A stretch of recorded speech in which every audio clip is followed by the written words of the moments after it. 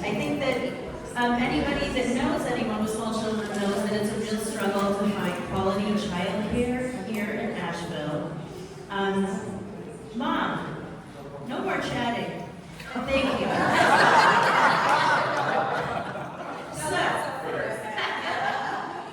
So my mom actually ran, she was the director of the Early Childhood Center at AAW Stout, Wisconsin. Yeah.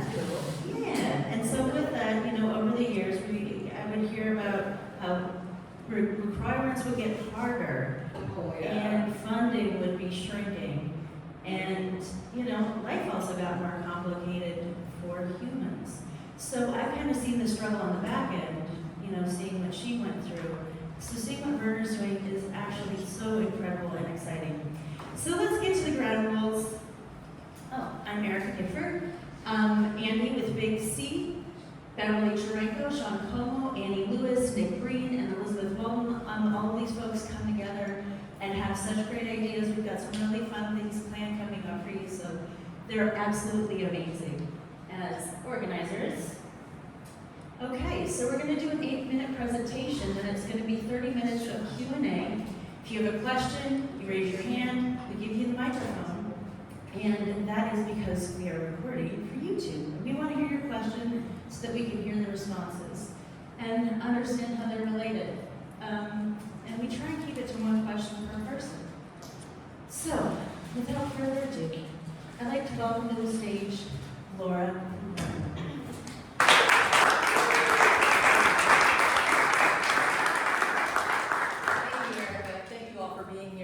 When Erica said you got 8 to 10 minutes to present, I was like, we're educators and clinicians. We don't do anything like fast. So I'm going to do the best job I can to get it all done in that amount of time. And what we're going to do is we're going to start off with a story. So I'm going to invite you to kind of drop into this space and imagine yourself as an early educator. Because what we're here to talk about today is part of Verner Center for Early Learning, a new part. An exciting initiative that's called the Teacher Resiliency Project, where we provide free individual and group therapy for early educators. Because as many of you know, teachers are in deep struggle. So I'm going to walk you through the experience of an early educator. So just kind of drop into this space, get comfortable. So you arrive at work right on time today. You just dropped your 2 children off at school. You rush into the classroom, ensuring it's set up and ready for the day. You have a classroom of 10 2-year-olds. Luckily, you have a good teacher assistant. When she shows up, she doesn't always show up because she's got a lot of personal issues. As soon as you finish setting up, 3 of the parents and children are waiting for you. You greet them with a smile and ask how their evening was. A few minutes later, LJ comes in with his mom. You notice LJ's mom is in her pajamas, her eyes are swollen, and she seems a little disheveled. She shares that LJ's dad got out of prison 3 days ago and had a fatal overdose last night. She quickly turns around and says, I'm going to sneak out because I'm really worried if LJ sees me, he's going to get upset. Next thing you know, she's gone. The rest of the children and families trickle in. You try to be present and connect with each of them, but you can't stop thinking about LJ's family, poor little buddy. The first part of your morning is running very smoothly. The water table is out. There it is. That's what it really looks like. And the children love washing the dishes and the baby dolls. Painting at the easel was a real big hit this morning. And pretend playing in the kitchen was popular too.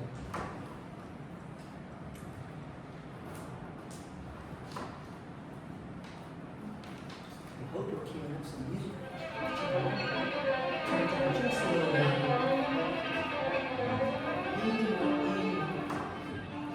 Alright, so the busiest part of the morning is about to happen. It's when the most transitions occur. And 2-year-olds don't like transitions. Actually, you don't really like them either. You had a lot of transitions in your childhood. You were raised by a single mother. You moved 2 to 3 times a day. Transitions are hard. Thank you. But most likely, you haven't made the connection to your childhood experience with transitions and the upset you feel most days during this time. Transitioning 10 2-year-olds to diaper changing, back outside, to nap time, to lunchtime. It's a lot. As you begin the transition, you see LJ attempt to bite his friend. You intervene, crisis deferred.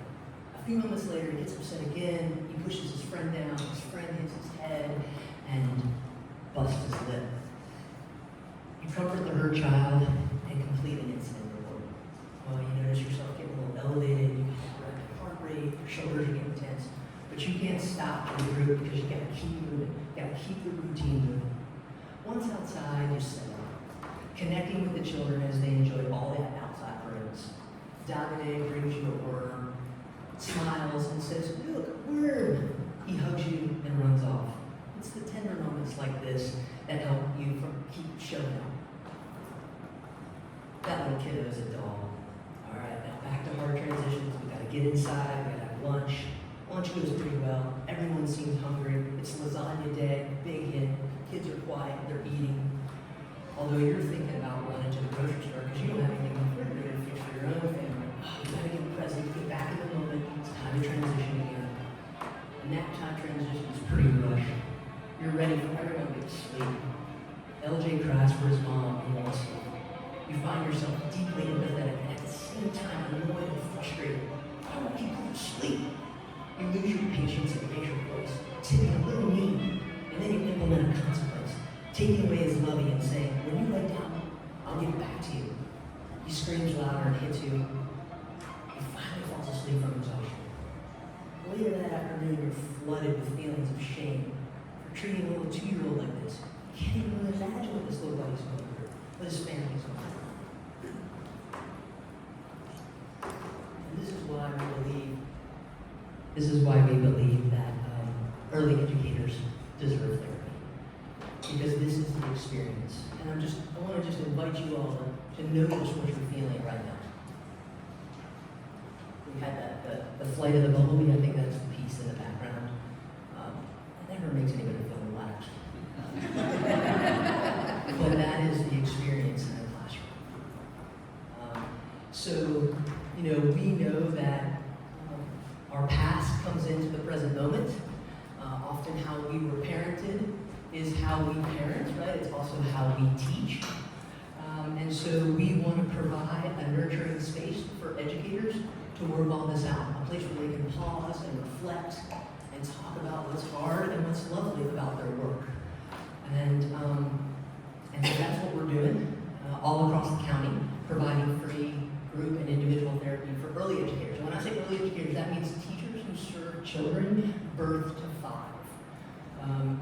And so I'm going to let Anya jump on. Do you want to jump on or do you want me to do it, Anya? You. Okay. I'm going to let Anya jump on. And what's up there? Oh, good, thank you.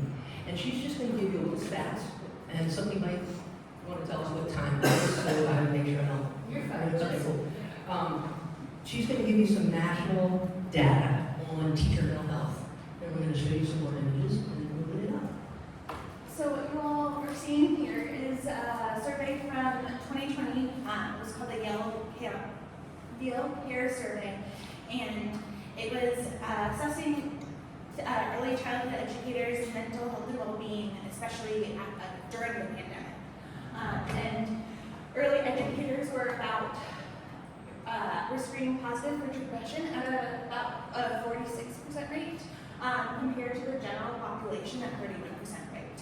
And this has been shown time and time again, even before the pandemic. Early educators had a much higher rates of depression and anxiety. And now we are in a early educator crisis in terms of staffing, and that is only exacerbating all those problems. So you'll see here, teachers are more stressed, more exhausted and burned out, more anxious, and hard to decompress and engage in other activities outside of work because of the staffing shortages. They're being pulled even thinner than they already were, and it's just taking a toll on the early educators overall. I think that's great. I think that's awesome. So what we're doing is we're providing really responsive care, therapeutic care for early educators so that they can have a felt experience of what it's like to be emotionally responsive and attuned to, because when they feel seen, held, and heard, educators, then they can see, hold, and hear very young children and truly show up. So these are just some images. This is actually not a real picture of group therapy. You can't do that. But this is how we set up our group therapy sessions, right? We want them to be super inviting. We're thinking deeply, just like I think you all think deeply about spaces. We want the spaces to be warm. We have plants, we have delicious food, natural lighting, pretty baskets. And so we watch teachers walk into this space and literally their shoulders drop and they're like, I'm just glad to be here. Like, wow, we can slow down. So these are just some images. At every group therapy session, we do emotion check-ins where teachers tell us how they're feeling when they walk in. Stress, anxious, rush. And then we do an emotion check out when they leave, more relaxed, maybe still overwhelmed because therapy doesn't fix everything. So yeah, we're rounding out our first year. And we're really excited to start our second cohort. We hope to expand our capacity. This is our current flyer for 2024. We want to get in Buncombe County School preschools and Nashville City preschools. We're really looking at serving the programs that are serving kids from marginalized communities. Because when teachers are serving children who have had a lot of hard and sad things happen, that makes it harder and sadder for the teachers. So I think that's everything. Oh, I think one other thing I will say is that what's really cool, Anya, we go back to that, is we wanted to reduce the barriers, right? So teachers work from 8 to 5, they don't make a lot of money. Some of them don't have insurance. And so, and they have to literally to get out of the classroom, they have to ask for coverage. So we provide this on the clock, right? While we go to them and I have a team of MSW interns that we've trained up, and we bring them into the classroom so the teacher can step out and have the therapy. I think that's been a really big thing, so they don't have to do one more thing after work. So Laura, what is the community do for you? I mean, I think the first thing is it's just cool to be able to talk about it, and the more people that know about it, I think you're going to share, wow, you heard about this really neat program, and then you're going to maybe know somebody who's a teacher and be like, are you a teacher in early education? Why don't you reach out? So referrals are awesome. If you have folks that care about teachers and care about young children and our resource, we love funding. We're funded by Dogwood Health Trust. We have 4 years of funding. We've got a very large award for them, but we want more money. We will eventually bill insurance to make it sustainable. So if you know about... There you go, Anya. That's good. Yeah, so Anya's right. If you are somebody who knows about HIPAA, or you know about how to set up an infrastructure for billing, we would love to take advantage of that. Come hang out with us, teach us how to do that. Anya is literally the brains behind all of this. I'm the clinician. Anya is really building the infrastructure to make it sustainable and doing a lovely job. Awesome. Let's put our hands together.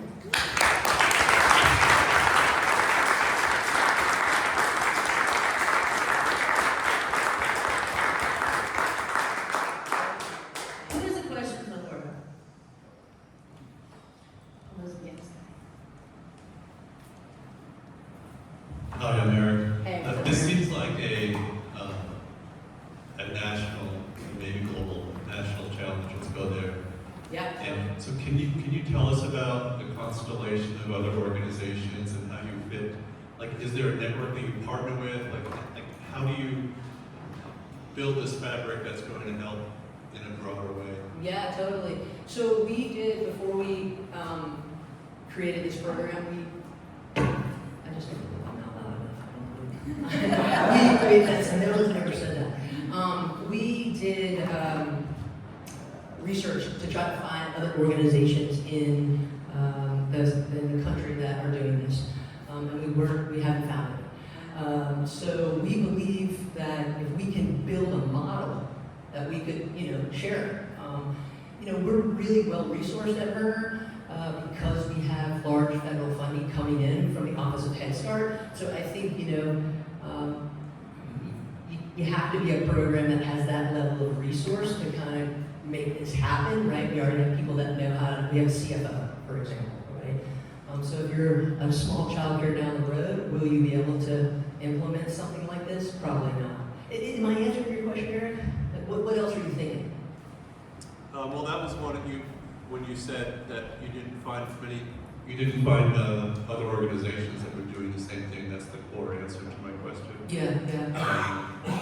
Yes, I'm thinking about this overall network and constellation of organizations that might contribute here. And you're answering that and shared about that.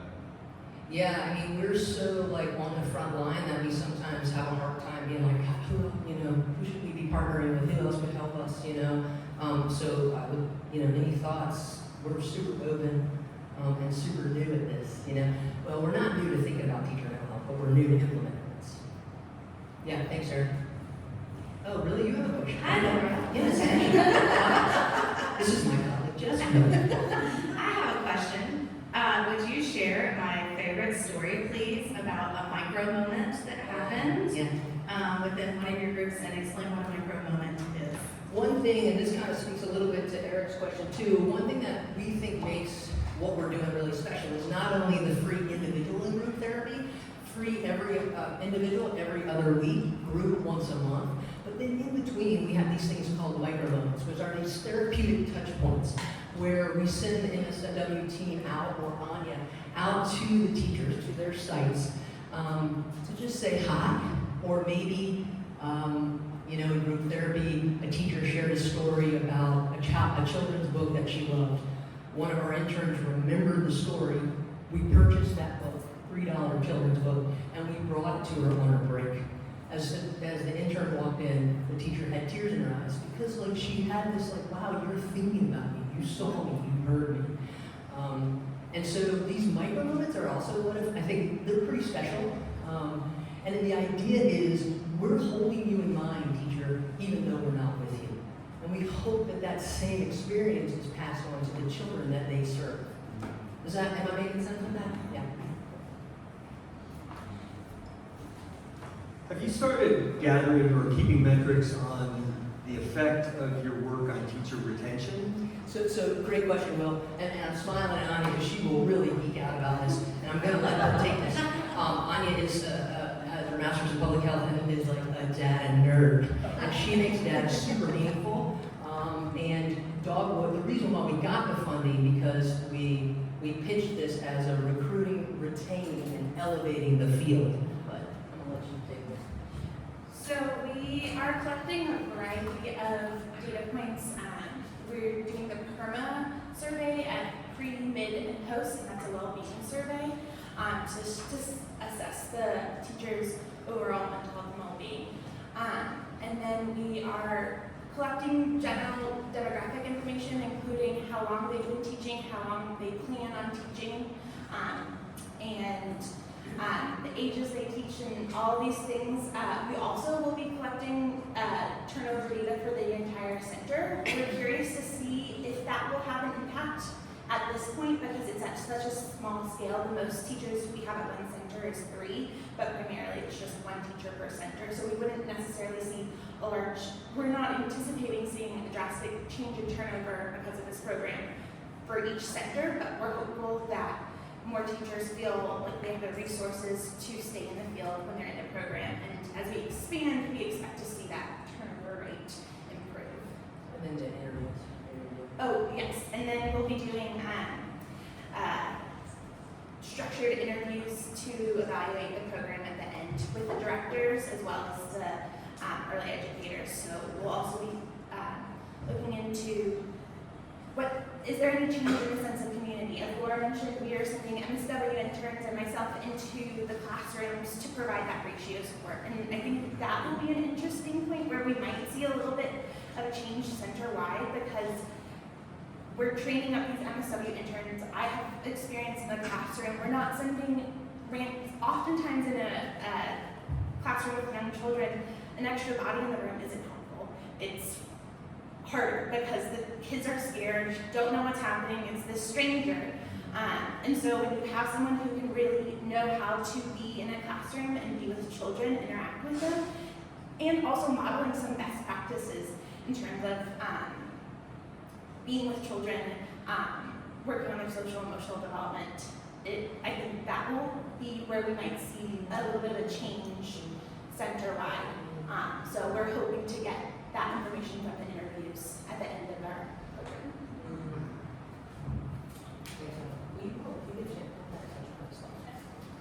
Hi there, question over here. Hey, first off, thank you for doing the work you do. It sounds incredible. Thanks. Seems like y'all doing a good difference. I love that you have individual therapy and group therapy and those little touch points you're talking about. Do you have any kind of resources or tools that the folks that are in the group community can use when you're not there?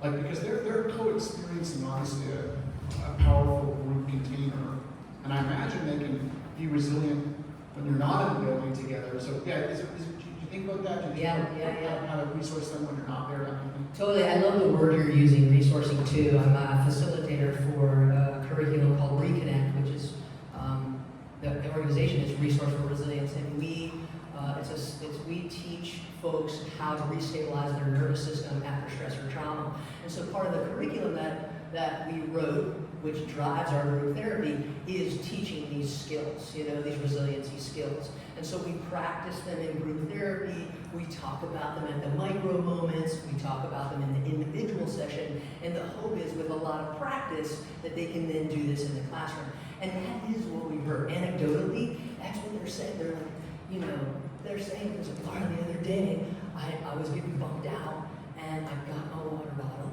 I took a sip, and I noticed the temperature of it, and it didn't solve all the problems, but I was able to get back in and keep moving, and one of our micro moments,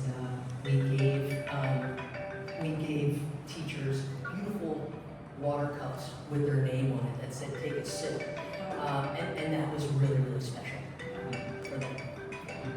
Yeah, thank you. That's what we're trying to do is build resiliency. Build up their resilience so they can show up in their homes, in their schools. Yeah. Hi, good morning. I'm sorry, what's your name? My name is Anna Maria. First time here. Nice to meet you. I want to say thank you for what you're doing. Thank you. It's amazing. I don't think people understand the importance of an early educator's influence on a young child. I think it's really wonderful what you're doing. And I have a question around the data. Yeah. I work in the HR industry for ADP, and retention, turnover, and all that is super important. And the mental health and well-being of employees in general is a really important topic right now. So I'm curious to see if you would be working with employers to kind of understand maybe from a performance review perspective of how that reflects on the early educators instead of just looking at turnover, because that can have like a variety of factors. Totally. And then if you would consider as a part of funding becoming like a part of like the employee assistance program network or something like that, because that's something I see that a lot of employers starting to offer along with health benefits, just to kind of get the free sessions for employees and have available mental health and well-being counseling. Yeah. So I'm not sure how to do it, but I would love for you I to know. explain it. This is why this space is so cool, because you got me thinking. And we hadn't thought about that, but now I am wondering is if in the interview questions there's something there, like that we can ask. Well, and I will say that we are,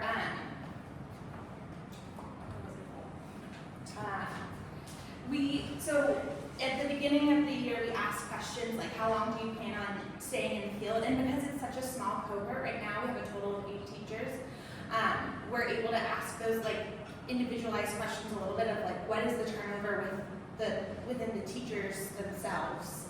Or like if they're leaving the field, we will know why. But I think that's a really good point of thinking about that in the future, and also when we're thinking about how we're assessing this turnover data for the center as a whole, what are some other measures that we can use, and even if it's like class observations or some of the other measures.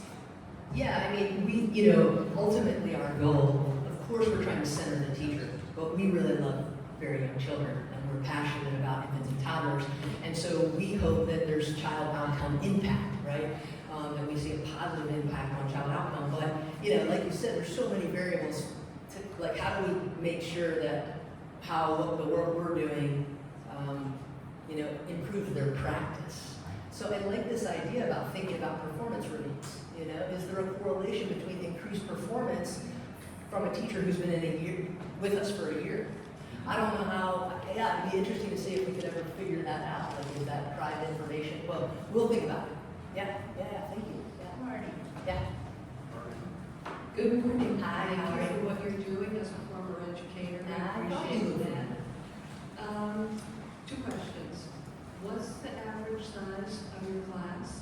And number two, are there high school kids and college students interested in going into the field enough to sustain the career path that you all are promoting? Yeah, I'm going to take your second question first. Something we've been thinking a lot about, this whole community's been thinking about. A lot of other Dogwood Health grantees were higher ed, so they could build up their programs for early educators. We are interested in partnering with Baby Tech and possibly Western, because what we have been wondering is if we could provide therapy preventatively almost, right, before people get into the field, would that build their resilience zone? So we're already in touch with AP Tech, so we hope to bring in some students who are training to be teachers. As well as the high school. Oh, that's right. As well as the high school programs who have early childhood tracks in their high school. I don't know if I'm really more of a high schooler. I have a high schooler, and I don't know more of a 16-year-old, but I think it's a great idea. Your first question for somebody else. First question, remind me your first question. How many students do you have? And what you mean by that is how many teachers are participating in the project and getting therapy, or?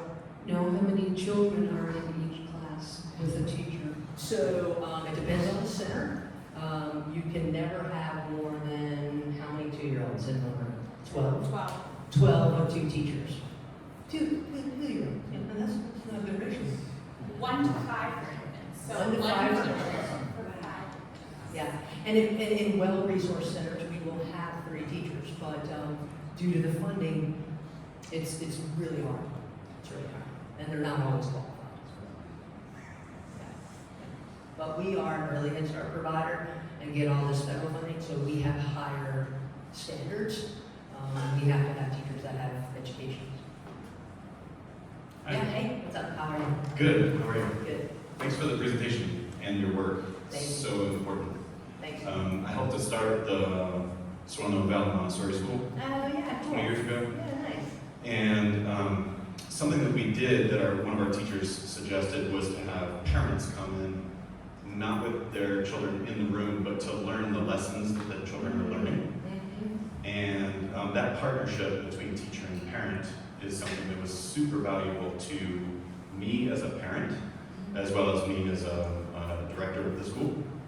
So the question that I have is, are you, like PTAs exist all over the world, right? So is there a way to plug in to the PTA organization to support, again, to focus on the teacher and focus on the child, but get a full rounded Yeah. support for the teacher through the parents, having the parents be on the side of supporting the teacher's mental health? How can we all be in this for the whole ecosystem there? Yeah. What's your name? I'm sorry. Brett. Yeah, hey Brett, that makes perfect sense to me, and we think deeply about how to be with parents and engage parents, and we have something called Policy Council, which, I don't know if it's necessarily similar to a PTA, but it's a very involved council of families who make big decisions for our organization. So that would be, that's a good place to start for us in a small scale. The other thing that I'm thinking about that's coming up for me is the folks we serve are in deep struggle with mental health, substance use, all living in poverty. And so this idea of asking them to come be with us and support teacher mental health feels a little tricky. Not because I don't think they could, please know that I'm not saying that, but how to make it not a burden, right? But many of us in this room are probably pretty resourced. We have flexible jobs, we can show up in different ways than the families I'm used to working with. And so I would want to be really mindful of how to do that. But I like the way you're thinking, because I can't imagine that PTOs aren't wondering about teacher mental health, you know, and how it's impacting their kids. Talk about the family advocates and how that works in At our school, because we have Head Start funding, we have in-house, they're similar to social workers who support families in making sure that they get housing, you know, their electric bill paid, they get domestic violence protection, you know, support or whatever it is. So we do have in-house social workers that are about, that's all about bridging the gap between home and school. We can always do a better job. We could really always do a better job. Many of our educators will say things like, you know, I went to school to be with kids. Like, I don't really know how to be parents. And that, I mean, I'm just being super straight up, you know. And then we do work with the teacher around the importance. There is no such thing as just a child, you know. So we do work around how to be with grown-ups who sometimes are presenting with pretty big challenges themselves. Yeah, thanks. Hey there, my name's Michael Canton. Hey, what's up, Michael? Hey, and I'm a licensed therapist here in North Carolina. Ooh, Michael, right on. And I have a private practice, and I also teach Qigong. I don't know if you're familiar with it. Yeah.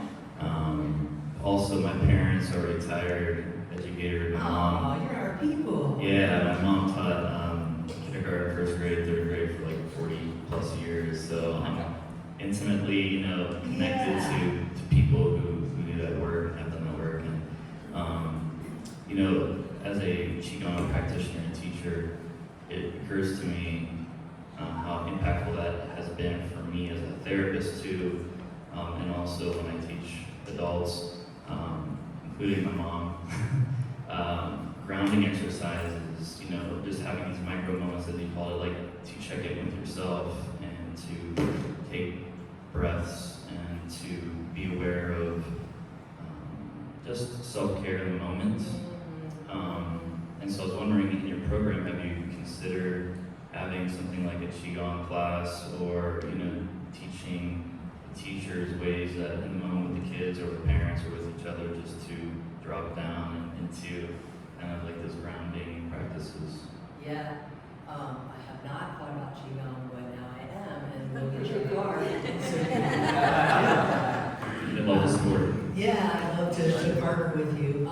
Yes, a big part of what we do is we teach the biology of stress in our group therapy curriculum, and part of the biology of stress is learning a lot of these techniques, like you say, like grounding, that really rooted in somatic practices, you know, so people can tap into this physical sensations in their body. And you'll see teachers, you know, like during that transition, I'm gonna do this. Yeah, keep going.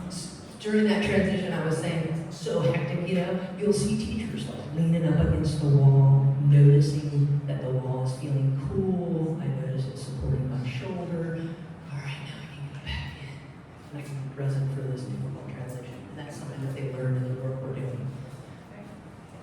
You can talk about the rapid reset. That is a rapid reset. Yes. Okay. What's up, Judy?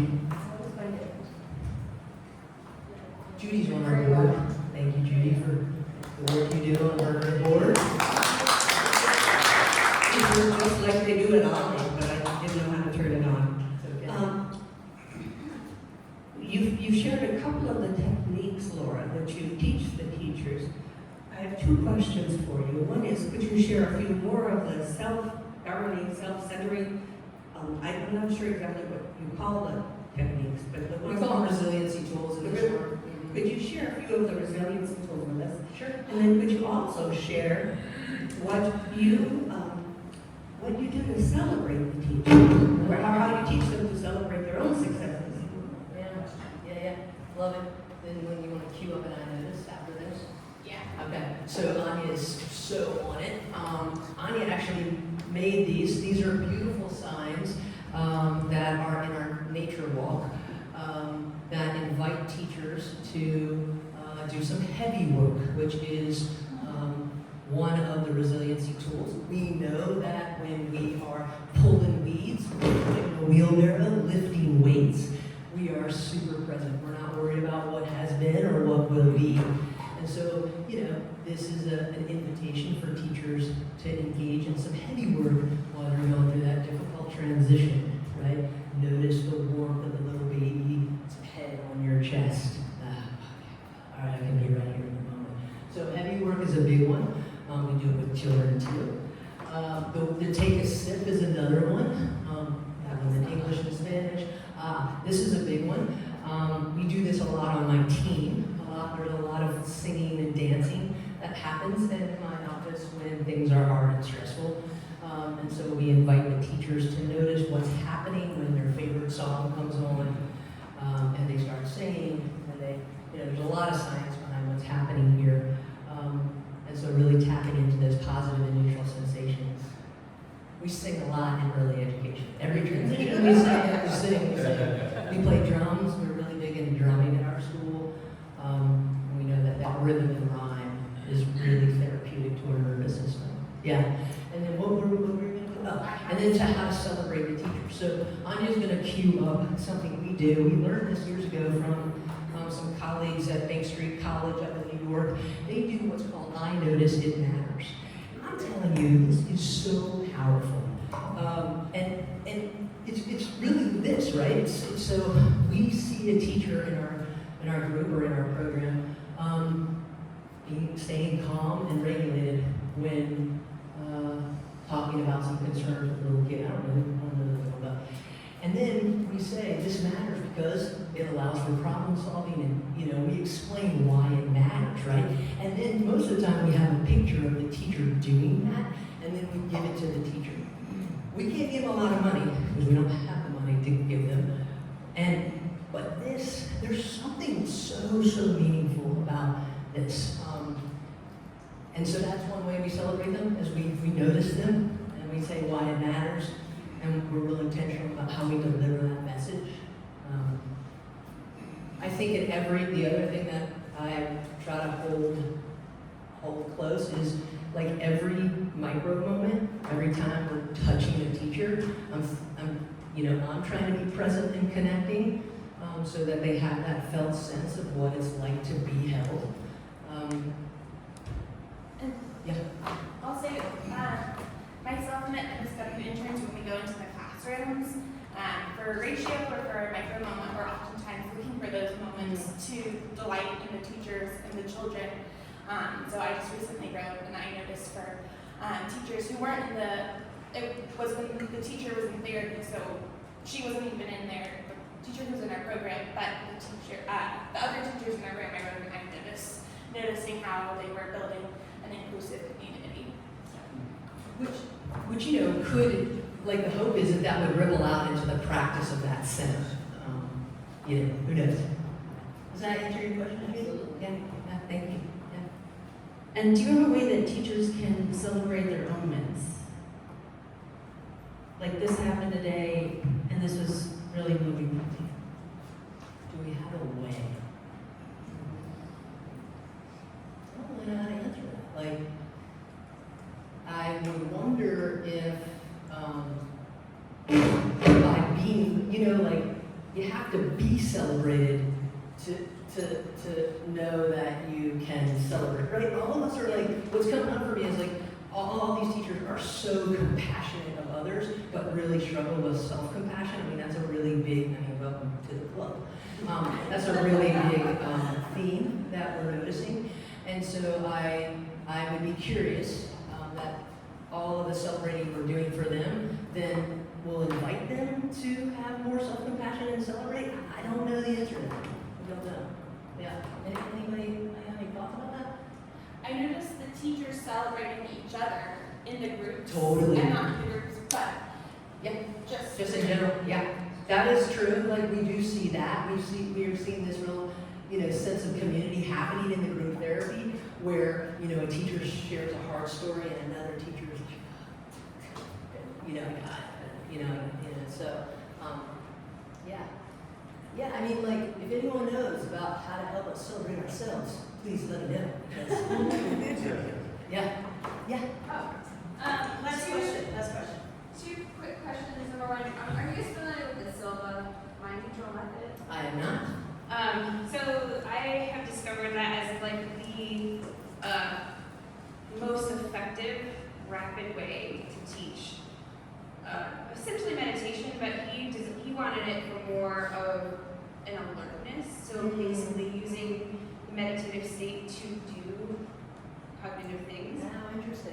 It's incredibly simple.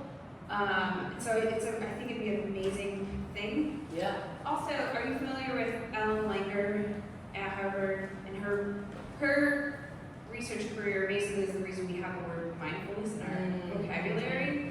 And she has a really interesting study, I won't go into it now, but they call the chambermaid study. And her research really shows basically the effect of placebo, or the effect that the mind's ability to heal itself. But in a lot of, so these are two simple things where we don't have to teach new skills as much as just a simple way to look at things in a different way, and how our bodies, our minds, and our environments can react simply by a switch of thought as opposed to more work. So anyway, I think the Silva method and Ellen Langer's work would be amazing, and I'd be very happy to put together like a report or something. Yeah, or even if we could just email you and you could turn us on to the literature, you know? I mean, we'll definitely look it up. Thank you. I appreciate this idea of alertness. Clearly, we want teachers in their prefrontal cortex being alert, so it makes a lot of sense to me. Yeah. Well, let's put our hands together for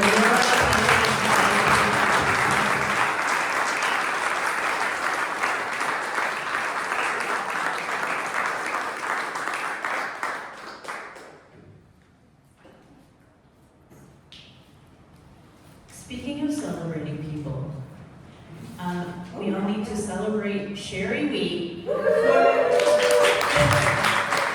week and all months beyond, she just celebrated her 75th birthday, and she is such a gem in our community. We appreciate all you do and the way you show up every single day for everyone. It's pretty amazing.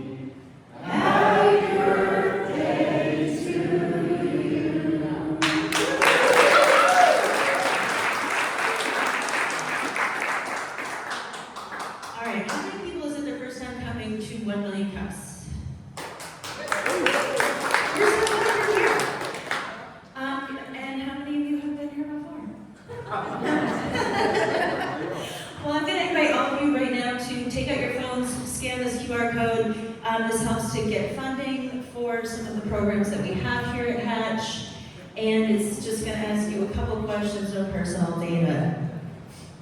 Everybody got it?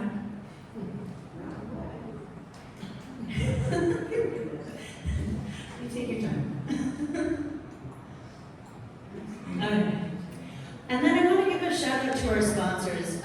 We really appreciate the way people sponsor sometimes. It is through various partnerships.